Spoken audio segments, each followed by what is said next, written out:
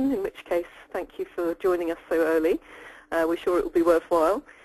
Thank you so much for joining the Maravedis-Rethink webinar. Today's topic is critical LTE decisions, and we're very honoured to welcome Dr. Saikiro Sakai. He's from KDDI Corporation in Japan and is the Associate General Manager of the Mobile Technical Planning Department there. So of course in a critical role as KDDI rolls out its LTE and small cell strategy. We will hear later from Dr. Sakai, but in the meantime, my name is Caroline Gabriel. I'm your host for the call, and I'm the Research Director of Maravedis-Rethink. Lately, I have been particularly preoccupied with overseeing the relaunch of our groundbreaking research service, MOSA, that stands for Mobile Operator Strategy Analysis, and that tracks and analyzes the top 100 4G operators around the world. First, some housekeeping slides. As you see, we have an agenda, a quick presentation from myself and an introduction to MOSA, and then we'll hand over to Dr. Sakai for the detailed presentation about KDDI's 4G strategies, and there'll be a time for Q&A, question and answer at the end. Just a few notes on using the webinar interface. Most important things here are, if you can see the red arrow, that opens and closes the control panel. The audio panel, marked audio mode, enables you to select between microphone or telephone. And most important, please do submit questions. We will pick up the questions from the box where you can type them in there, and we will ask and answer as many as we can during the Q&A session at the end. So please send those questions at any point during the webinar. Some commonly asked questions. Yes, the slides will be available. Attendees will receive an email after the webinar, and there'll be a link to download the slides that you see today in a PDF. The event is being recorded, and you will also be sent a link if you wish to watch the recorded webcast. If you need more information about any of the topics and research discussed today, you can see on the screen now the URL for the Maravedis website, or of course email or telephone any of us. Before I introduce Dr. Sakai to talk about KDDI, I would just briefly like to set the scene by focusing on a few highlights from our most recent research at MOSA. Mobile Operator Strategy Analysis, as I mentioned, tracks the top 100 4G operators around the world, commercial or pre-commercial. By monitoring their strategies and analyzing their business plans and results, we seek to identify the key technology and business model trends which will make the difference between success and failure in 4G. One question is very clear wherever we talk to the operators, both in terms of how they build the networks and the services they'll run on them. Every carrier will have to take a totally new approach in 4G compared to what they have done in the past. This is something which KDDI, we believe, is a prime example, and one of the operators that has certainly been selected and highlighted by MOSA as an exemplar of many of the deep changes in thinking that will be necessary for operators not just to roll out LTE, but to make a profit on that. So as you see, just a few slides from me looking at the key choices that will be the difference between success and failure for 4G operators in the coming years. That's choices in the network, in the spectrum, and in the revenue streams that they pursue. So as we say, new approaches to 4G are necessary to avoid LTE being a huge expense with an uncertain return, and that is certainly the chief concern of most operators that we talk to. One thing we can probably agree on is that the days of significant ARPU growth from consumer data are nearly over. There is marginal growth driven by new plans, by faster data rates, but this is no longer an area which an operator can entirely rely on to deliver good growth in revenue over the coming years. That sounds like a very bleak situation. However, by 2017, our research does indicate a bright side. We believe that on average, mobile operators will have added about $150 in incremental ARPU from entirely new services which are enabled by LTE. Some will achieve $300 or more, but of course others will be the victims of consolidation and shakeout, and we do believe that this will be a time of great change in the landscape of the operators. At MOSA, we aim to identify the leaders, analyze their business models and see what is making them into a success. But the graph will show you what our recent research into the top 100 operators indicated that they think are the most important areas of new revenue driven by LTE. And coming up top of that list are M2M, machine-to-machine and smart grid services, a greater emphasis on wholesale and new types of MVNO, and enterprise services. Network choices, these are often the first ones that an operator has to consider. We're looking at new topologies in LTE to improve the cost-capacity ratio. In particular, looking at building networks out of far smaller cells, integrating unlicensed technology such as Wi-Fi to increase capacity at lower cost, and moving a lot of intelligence to the edge of the network so that it can be more flexibly run and can take account of location and personalized services. As the graph shows, this means that there will be a stagnation in sales of traditional macro base stations. We believe small cells, and that's public access small cells, will reach 11.3 million in 2016. That's a compound growth of 240%. That, of course, will have to be matched by new backhaul strategies, and for many operators, these are more challenging even than the access network. It's particularly to accommodate all these small cells. And operators are looking to use new spectrum for backhaul and to achieve a balance between fiber and wireless. And there are some very radical ways of thinking about the network, deconstructing it completely compared to how we've seen design in 3G. And one example of that being the cloud RAN, where all the baseband processing is centralized on huge servers. Perhaps you can launch the poll. Oh, yes, should we do that after these slides? Sorry. This one is on the network traffic, so it could be interesting. Yeah, okay, yes, that's a good point, Adelaine. This is a good moment to launch the first of our polls. Which is, the question is, what is your preferred option for handling the rise in mobile data traffic?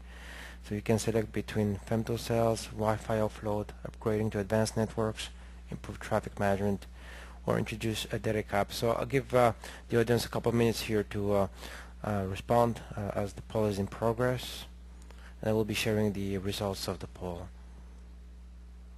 So I'll give it a few more seconds here to for the audience to respond, and we'll share the results. There you go. People still voting. I'm closing the poll now and sharing the results. Can you see the results, Caroline? No? So the majority... Yes, I can. Okay, good. Yes, and we're seeing that certainly the largest section of the audience is looking to Wi-Fi offload, which is interesting, and then followed about equally between using femtocells to offload traffic or upgrading to a whole new network. It's an interesting poll. I think it reflects very much what we hear from our base in MOSA, that the first line option for handling the mobile data explosion is to use Wi-Fi. It's relatively cheap and available.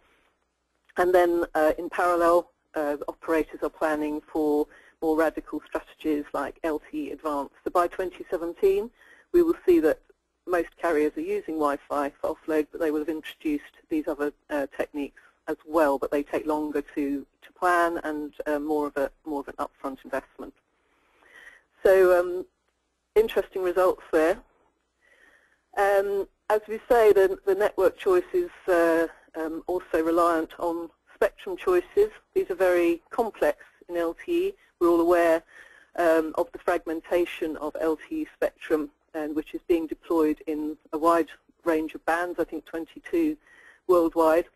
That's often seen as an obstacle to the business case. It can also be an opportunity because the flexibility allows operators to take advantage of spectrum capacity that was previously considered unusable.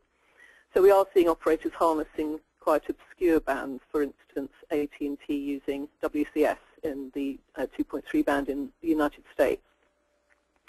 The big issue around using the less common 4G bands will of course be device costs and whether operators can get the economies of scale on devices.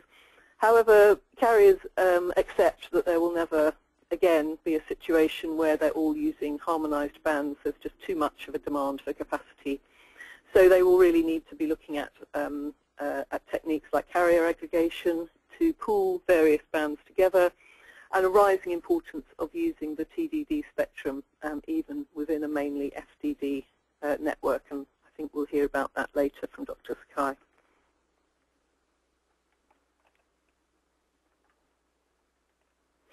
Sorry about that. To go back to my original point, consumers are no longer enough for any operator. In 2G and 3G, there were operators who made a nice business model based only on consumer voice and data. However, conventional services will not justify LTE because of falling ARPU, because consumers are very inconsistent, and it's driven by consumer economics, which will drive down the prices of data inevitably over the coming years. Even the highest rates for data, mobile data, which we see here in the graph in North America, are too low to justify the huge investment in LTE networks over time.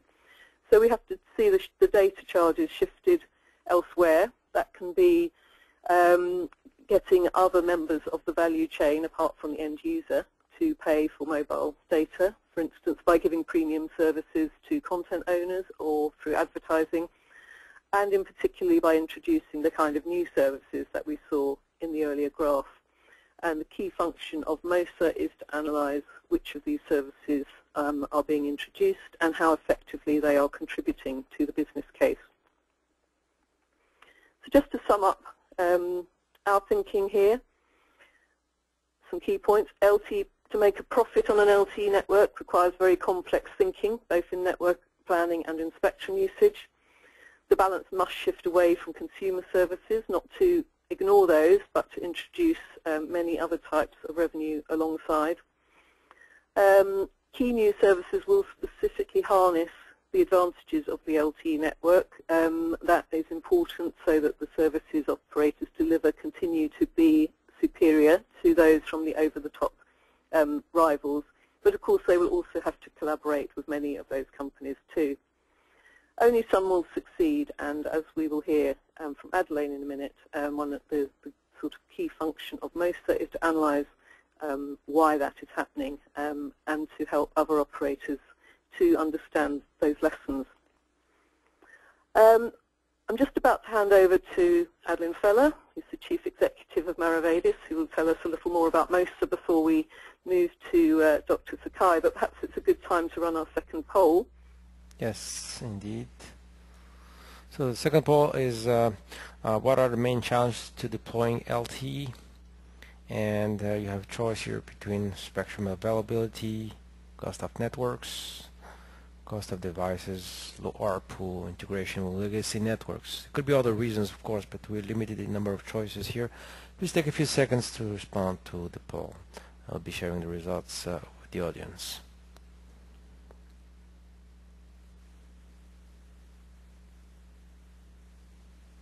There's people still voting here. And I'm closing the poll. Sharing.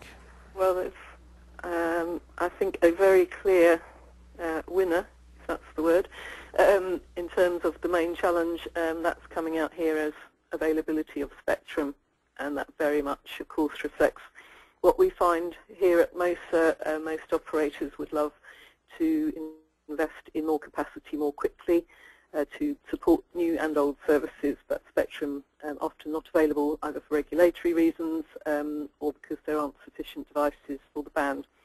And the other factors that are coming up quite high here, the cost of the network, of course, particularly in a time of recession, and combined with the fear that ARPUs are going to be low, which relates to how can they justify the high cost of these networks. So some very interesting results there and very much in line with what we see here when we talk to the 4G operators around the world. Thank you for listening to that introduction. I hope that set the scene for what we will hear from Dr. Sakai very shortly. But just before then, I'm going to hand over to Adelaide to tell us a little more about the MOSA service. Thank you, Caroline, and good morning, everybody, or good evening. My name is Adlan Fella. I'm in charge of customer engagement with Maravedis-Rethink. So I'm going to spend the next few minutes presenting what MOSA is. We have been referring to the service. And essentially MOSA is, which stands for the Mobile Operator Strategy Analysis, is an annual service which includes a lot of deliverables in different forms and shapes. The first of which is an online database. Logging in to mosaanalysis.com, you've got immediate access to the top 100 operators' profiles. And one of these profiles looks like this. It's a combination of qualitative and quantitative information organized in different tabs. We present general profile including detailed spectrum information of the operator. This is Metro PCS here. We present the KPIs for the operator, including the ARPU and number of subscribers, and the service offerings, the rates and tariffs, and information about the network, which includes, of course, the devices that are activated and the base stations have been installed, as well as backhaul information. All of the profiles are the result of both secondary and primary research, and so a lot of the information that is captured during the interviews doesn't fit into the template. So we do produce separate reports that are operator profile that are almost like mini reports, such as the one I'm showing right now on 3 Europe. And so we analyze the operator's network, device, spectrum strategies, provide a SWOT analysis and assessment, and our own forecast for each operator, and all of, again, combination of hard data and this what we call disruptive analysis. So the operator profiles is the first deliverables of MOSA. The second deliverable is what Caroline presented today, which is essentially taken out of the quarterly report. And the quarterly report looks like this. It's about 120 slides. Adelaide? Yes. Sorry, may I interrupt? Your slides have disappeared, and we're just seeing the entry slide at the moment. Let me check here. Sorry, they were there, and they just disappeared from view. Yes. Sorry to interrupt. No problem. Can you see my screen now? Yes. Excellent. So, so I was saying the second deliverable is the quarterly report, which is looks like this, and that is the information taken out from the quarterly report that was presented today by Caroline, and is essentially a very long slide deck with a lot of information. The structure is very simple. We look at drivers, challenges, and then analyze the solutions that are derived from the market. And the different success stories of among the top 100 4G operators, we have identified 10 key trends identified by respective leading operator. And so that's the second deliverable part of MOSA. The third deliverable is what we call the master file, which is pretty much the whole information from all the operators, the quantitative hard data organized in an Excel file, which includes the key performance indicators, the equipment information, everything by operator. And it's actually one of the most detailed information you can find all the way to the spectrum bands by operator.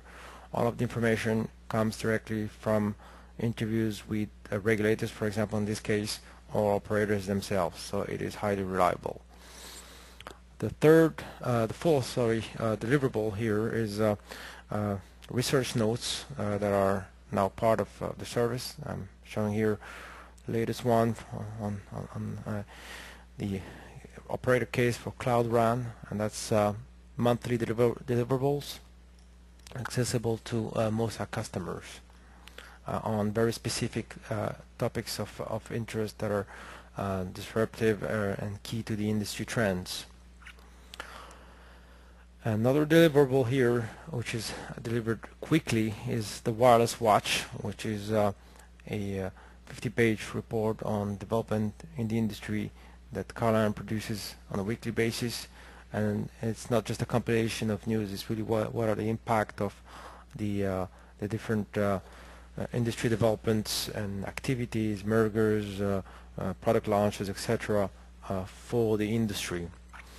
And see, if you haven't seen my screen in the beginning, again, going back to the first deliverable, it's the online database with the operators' profiles, where you can access the top 100 operators, and the information is organized again by qualitative information with hard data. So if you have any questions on the service or interest, please email me or call me, and I'll be happy to do a live demo personalized for yourself and answer any questions you may have. Back to you, Caroline. Thank you very much. Now I'm very pleased to introduce Dr. Saikiro Sakai. As I mentioned at the beginning, he is from KDDI Corporation in Japan and is the Associate General Manager at their Mobile Planning Department. Thank you very much for joining us, Dr. Sakai, and I would like to hand over to you to hear about KDDI's strategy for LTE. Thank you, Chairman. Good morning, ladies and gentlemen. My name is Seiichiro Sakai from KDDI. Then start my presentation.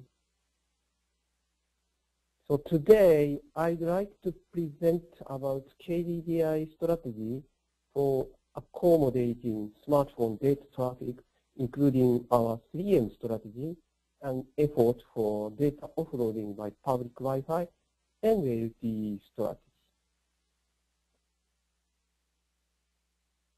First of all, I will explain about the current traffic trend.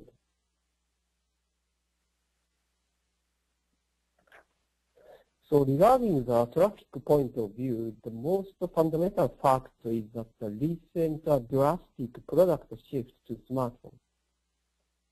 This slide explains how quarterly sales of the smartphone is increasing in terms of the millions of units and percentage of the total handset sale. In the last year, the smartphone sales show very drastic growth and has reached about 50% at the third quarter of the last year.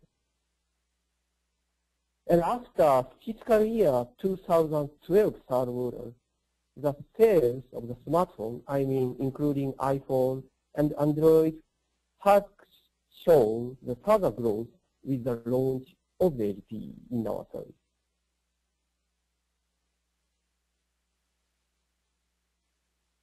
So this slide shows the data usage trend of the KDDI smartphone. And even though the carrier's effort of the last year, such as data offloading, the data traffic volume becomes about double per recent 1 year. And most of total data traffic occupied by the smartphone traffic, because the smartphone will generate 20 times much traffic than that of the feature phones.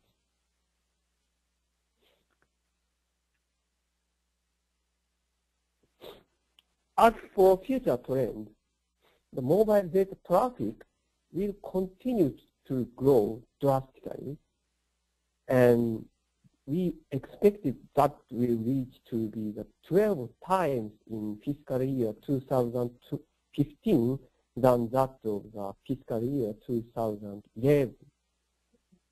And because of this forecast, we anticipate that the current cellular infrastructure alone is very insufficient for accommodating this magnitude of the data traffic growth.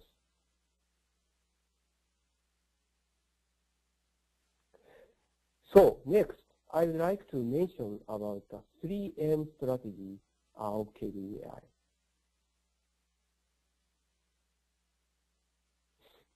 In order to handle this traffic explosion situation, KDDI established the 3M strategy.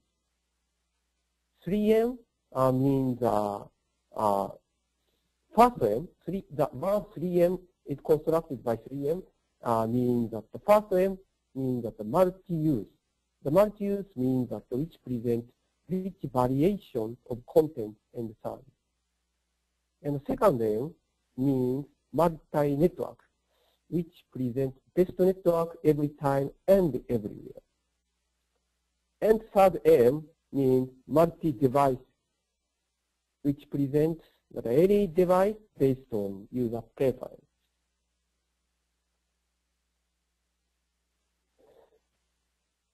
This slide explains the key points of the 3M strategy.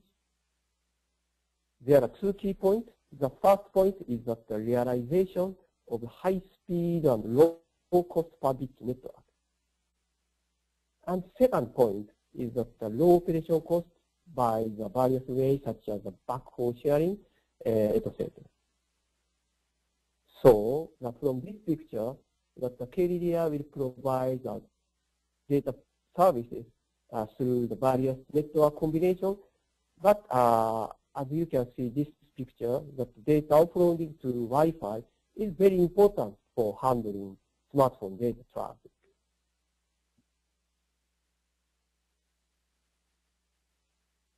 Next, I would like to mention about Wi-Fi offloading efforts in KDDI.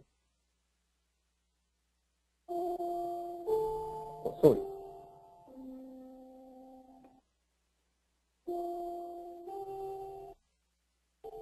Just a moment, please.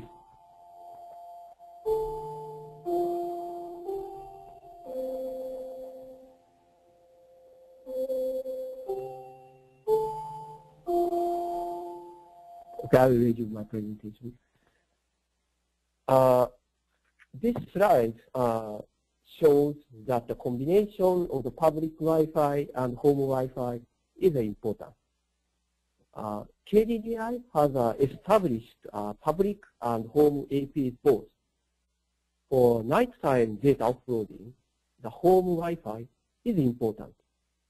And for daytime offloading, the public Wi-Fi is important. So KDDI is doing an offloading effort by combination of the both public Wi-Fi and home Wi-Fi.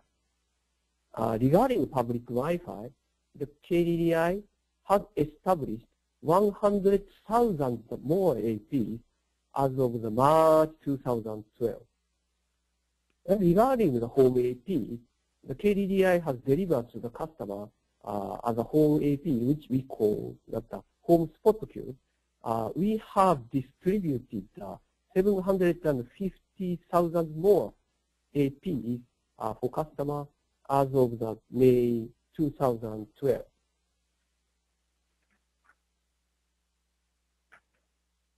So this slide shows the geographic trend of the traffic. There are three areas are depicted in this slide. The first area is at the left side and upper corner. It's a community area, I mean transit station area. The people that go through the transit station mainly go through the evening time. So that this area, the traffic will peak in the evening time. And left side and left and downside corner, we have those at the city central area. regarding the city central area, there are many offices are there. So the lunchtime, in the lunchtime, the traffic shows peak.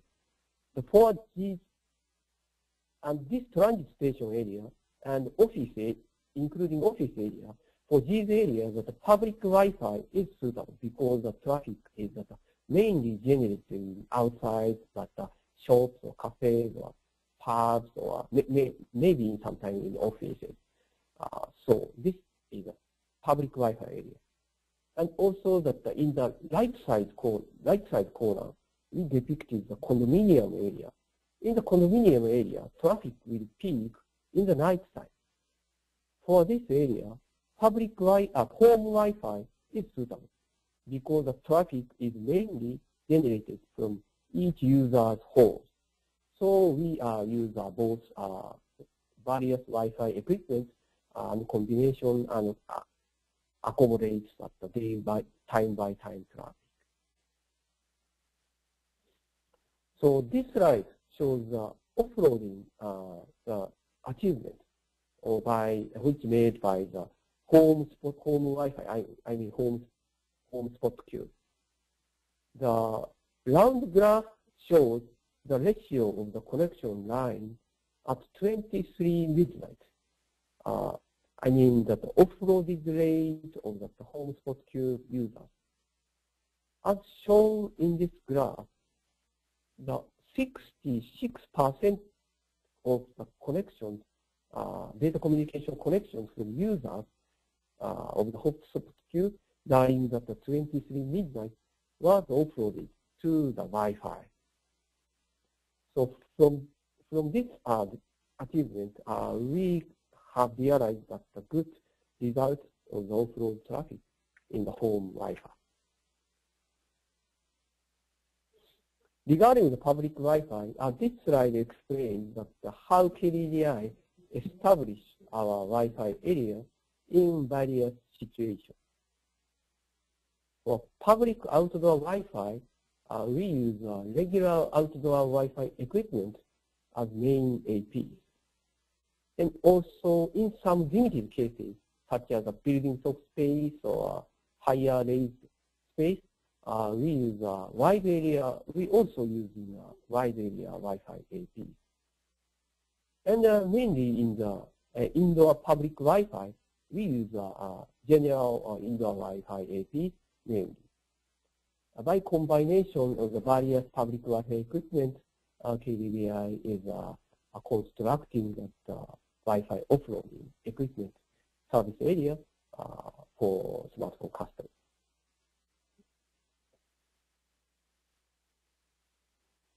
This slide shows the advantage of the KDDI public Wi-Fi, which is supported by our Wi-Fi equipment technology. The first point is that the rich coverage area by the beamforming. And second point is that the dual band availability by high cost performance. So especially in recent Japanese Wi-Fi environment, 2.4 gigahertz band is very crowded. So the benefit of the dual band are usable in the 5 gigahertz are becoming more and more important in recent situations.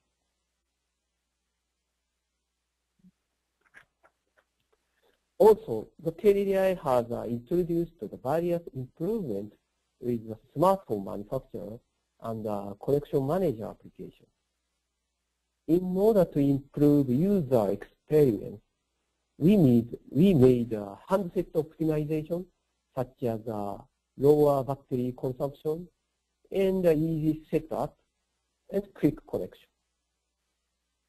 And also, we made various efforts for doing several ways of promotion, marketing promotion itself, such as the campaign of which tied up with the content provider, and also we have appealing the better experience than 3G access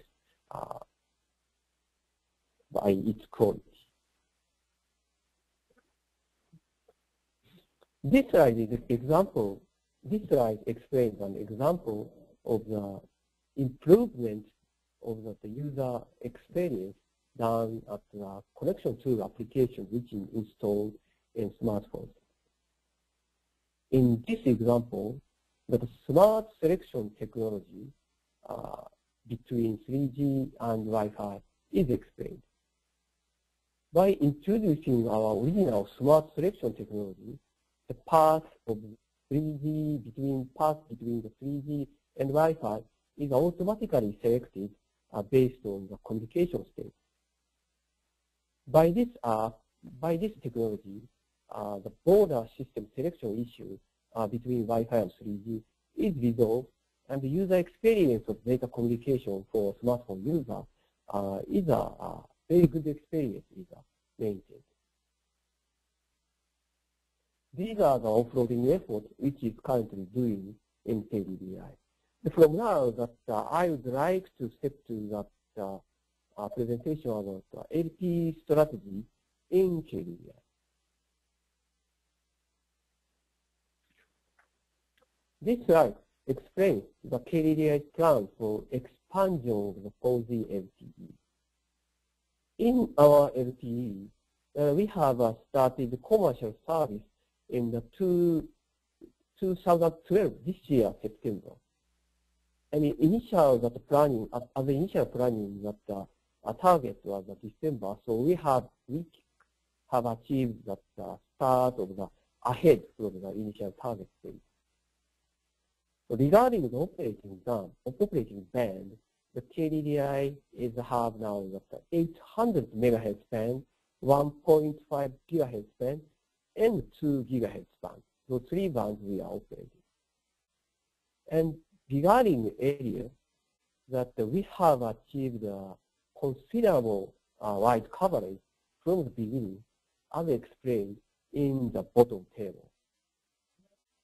The actual population coverage will reach in the 87% at this year, December, and will reach in the 96% at the next year, March, and also will reach, we have going to reach the 99% in the March in the 2014.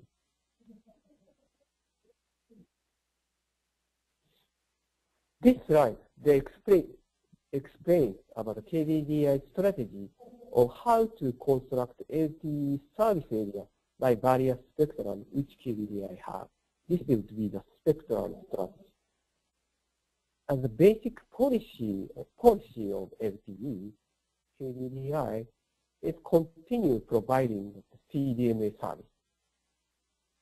Also, as for 800 MHz band LTE, the area we achieve the area equivalent to the current CDMA service is planned to be constructed. KDDI is positioned 800 MHz band as a basic key band and topping up a 1.5 GHz and 2 GHz band at the urban area and the high traffic area for supporting the heavy smartphone traffic in this area.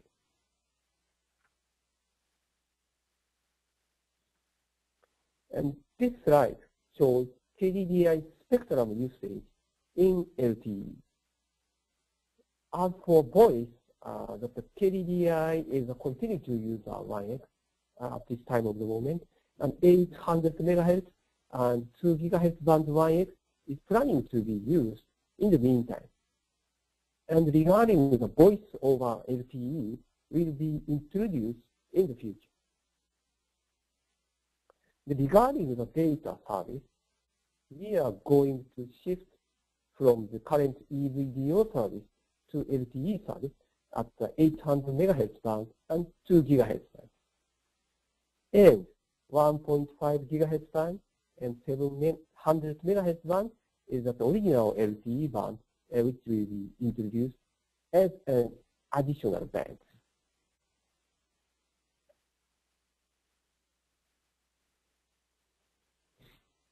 In order to achieve the low cost and rapid deployment, we have newly developed a compact air conditioning radio unit. I think that one of the important points for the launch of the LTE is that the rapid deployment is very important, because if we provide LTE service through smartphone, the user expected that almost the same coverage quality compared to the 3G. So that this rapid deployment target is very important. By introducing this unit, amplifier and antennas are shared between the legacy 1X and EVDO system and the LTE system, because we have using both 800 to 2 gigahertz band, both systems. And then the co-location with CDMA base station and LTE base station is achieved, and low cost and rapid deployment scheme was realized.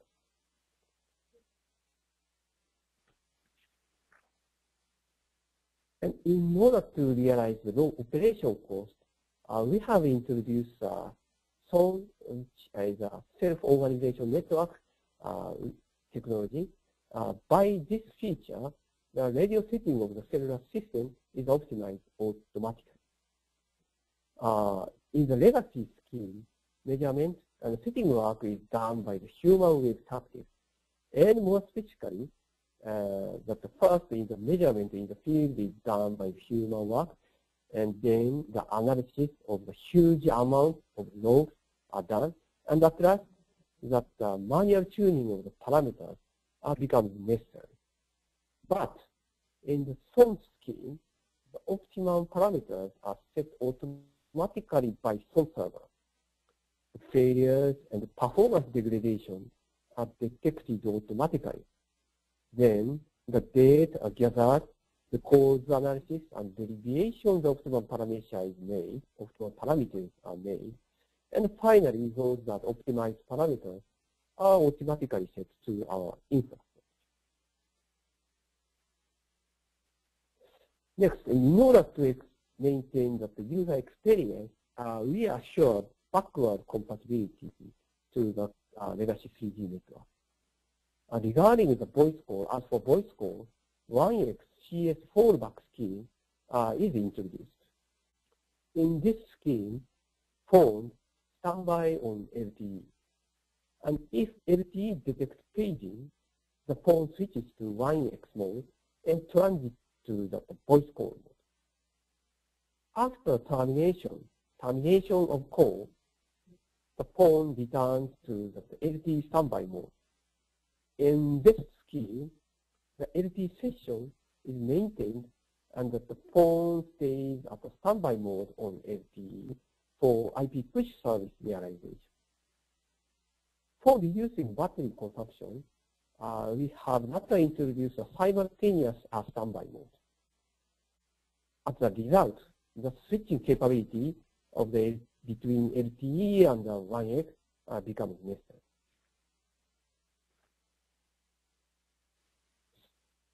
As for second point of the backward compatibility, that the AHRPD scheme is introduced. AHRPD architecture is introduced. In this architecture, the common core network is used between LTE and EVDO network. So the data service at the outside of the LTE coverage area is supported by CDMA network by this scheme. By this scheme, the communication is continued by the hang-down scheme from the LTE to EVDO multi-carrier, then to the EVDO region, and lastly that it will be down to the 1X. And also that by this that the nationwide data communication service is provided from the beginning.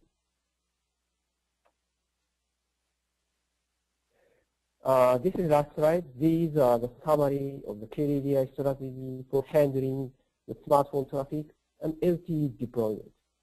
And to provide wonderful data experience for our customer, KDDI will continue to work tirelessly. And that's all my presentation. Thank you for your attention. Thank you very much, Dr. Sakai. That was a fascinating presentation and a lot of information that you shared with us there, so we do appreciate that. we have time for a couple of questions. Please, if the audience has still time to type in another question if you would like. I did notice one question that was about the MOSA data that we showed earlier, so I will answer that while people are putting their questions in. One of the attendees was asking, are the figures and data that I presented earlier on equally valid for Asia? Of course, those figures were a top-line global average. Within MOSA, of course, the data can be drilled down by country, by region, and right down to individual operator, so there's a lot of granularity there. But as a general comment, compared to the global average, we do tend to see in Asia, and particularly in, of course, Japan, South Korea, also China, more emphasis on the small cell strategies that we've been discussing. We saw that very clearly in Dr. Sakai's presentation.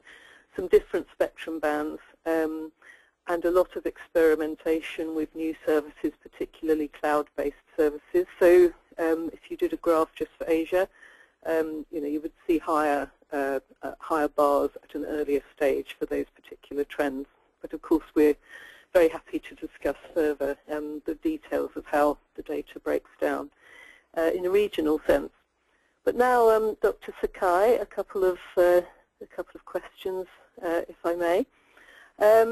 Several questions actually about the same topic, which is LTE spectrum. Will you need additional spectrum, and are there difficulties in acquiring that in future? I'm sorry, could you repeat the question? Yes, sure. The question is whether KDDI will need more LTE spectrum in the next years, and is it difficult to acquire that? I think that the spectrum itself is that the nation policy. It's because the spectrum is very important public asset. But KDDI currently has many smartphone customers, and those customers are using more and more traffic and smartphone usage, and KDDI is have a strong demand for the more and more spectrum, so that we are continuing to making efforts to obtain the spectrum and provide good experience, and do more investment to provide a good experience in the customer. That is, I think, the basic science of our company. That's great. Also, there is interest in backhaul. Could you comment more on backhaul options, especially for the small cells? Your question is about which kind of backhaul options? Yes, which you think will be most important in the next few years. I think that regarding the LTE cases, of course, some exceptions that exist, but we believe that the fiber backhaul is very important for in the Japanese current cases, because every base station has, especially every customer has a good user experience for LTE access, and also have actually in some, especially city central areas, high traffic areas, the backhaul must be fiber. But of course, in some rural area or in some exceptional cases, other backhaul options such as any wireless backhaul or microwave backhaul, maybe there would be possible. But currently, the KDDI backhaul is mainly fiber. Thank you. Also, several attendees are interested in indoor coverage. You talked about that in your presentation, but what more do you need to do to to provide maximum indoor coverage everywhere? Yes, I have a skip in my presentation about our indoor coverage policy, but KDDI is introducing heteronet architecture, and we are operating that not only macro cell but also the picocell, and also introducing because our current LTE have using same frequency with the current 3G CDMA band. So we continue to using that. We are using that repeater in some cases. So KDDI is using that both such kind of ways, providing indoor coverage also. That's great. And one final question I think we have time for, and that is when we look forward to the Internet of Things or connecting machine-to-machine devices, will there be big new planning challenges for the network to support those devices? I have because of KDDI, of course KDDI have research that end-to-end market also, but currently that we have not a clear vision for end-to-end market. But anyway, that from the technology point of view, there are many things that have for challenge because that end-to-end have many sessions for keeping, and also that end-to-end is that usually the blow-ups, that the business issue is one challenge. So many challenge, including the business model and technology we have. But I'm sorry that still have not a clear picture in the Sure, it's early days for that. Something that we certainly see is a big topic for the operators that we talk to, but that most of them are very early in thinking about a network that can support, we hear billions of devices rather than in terms of millions. So I think that's an interesting one that we'll come back to in the future. I'm going to hand back to Adeline shortly. I think sadly that's all we have time for today, but if you do have additional questions, please don't hesitate to contact us at Maravedis-Rethink, and we'll try to help you with that.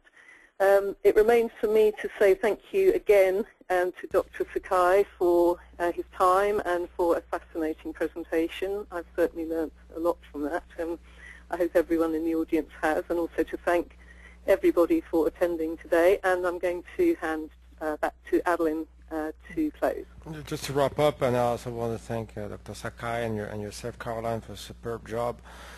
Just a reminder, the presentation and recording will be available in the next 2 business days, and will be sent to you by email with the link. The questions that have not been answered, we'll try to follow up by email. And if you have any questions regarding MOSA, please contact me at the contact information showed in this slide. That ends the webinar today. Again, thanks everybody for participating. Bye-bye.